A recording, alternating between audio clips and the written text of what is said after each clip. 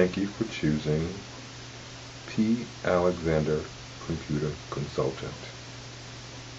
Before you begin, here are some tips to help improve your experience. First, watch the video in its entirety before you start. Second, collect the information you will need to complete your task. Third, pause and or replay when necessary. Welcome to today's tutorial, how to add POP3 mail to your Gmail account. Information you will need before you get started. You will need your username for the POP3 account that you want to add. You will need the password for that account. You will need the POP server address for the POP3 account that you want to add. You will need the port information for the POP3 account that you are about to add. This is usually 110 or 995.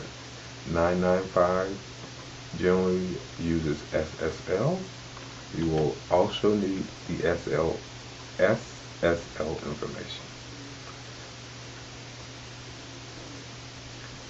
Take a moment, pause the video, and collect this information if you haven't already done so. Then return. Now that you've collected all the information that you will be needing, with Gmail open, click on the gear in the upper right hand corner of the screen and click on Settings. Under Settings, you want to choose Accounts and Import. Once you choose Account and Import, go down to Check Mail from Other Accounts and select Add a POP3 mail account you own. In the dialog box, enter the POP3 email account that you own. In this case, I'm using how-to at pacomputerconsultants.com. You're going to click Next. In most cases, you'll have to complete the entire email address as the username. Enter the password for the POP3 account.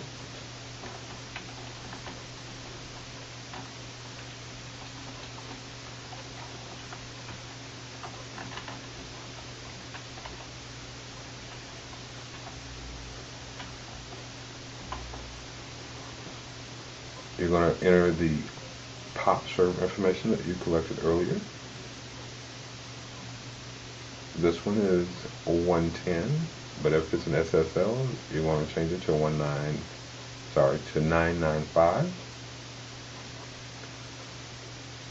Here you're going to have four choices.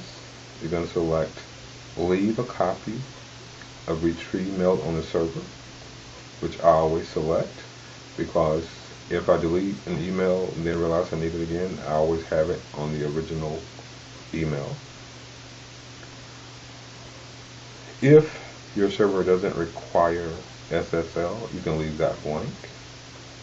I also like to select label incoming mail with the email address from which the email arrived so that I know which account it is and how to move accordingly. And I never check the archive incoming mail. It's your choice. Basically, it puts it in a mailbox where you can go back and look at it. Once you made those decisions, you can click on Add Account.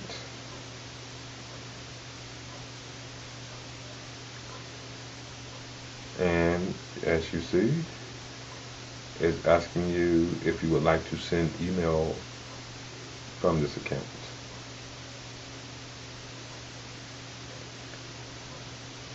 My answer is always yes. That way, if you're in Gmail and you need to respond, or you want to respond to an email that you received from this account, you can do so. Click Next. Select an appropriate name. In this case, it's how to match the email address. And you want to uncheck Treat as Alias. If you don't uncheck Treat as Alias, when you go to reply to an email, it will automatically put in the default email for your Gmail account. Click Next. Send through Google. Select the default. Basically what it does is simply sends your email through the Google email server.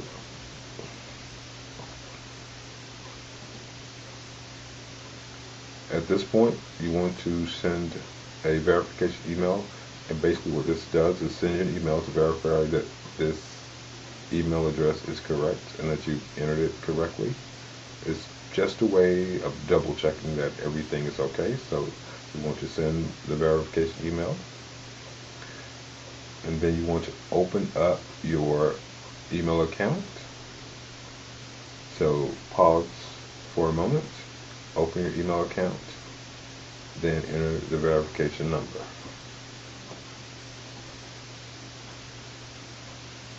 Click Verify. Now you will notice that your email account appears on the list. You can make it the default if you like. You can edit the information, or if you don't want it anymore, you can simply delete it. Now the email account has been created. You can go over to your inbox, click it, and you'll notice that any email that you had in your POP3 account is now showing in Google with your label, so that you know where it comes from and how to respond accordingly. Thank you. This is the end of this tutorial. Hope you liked the video. If you found it useful, please click like, then share it with your friends. Subscribe to our channel. Visit our site and make a donation. The site is listed below, so that we can continue to provide you with the information that you need to make your data and information life as simple as possible. Thank you again for choosing P. Alexander Computer Consultant.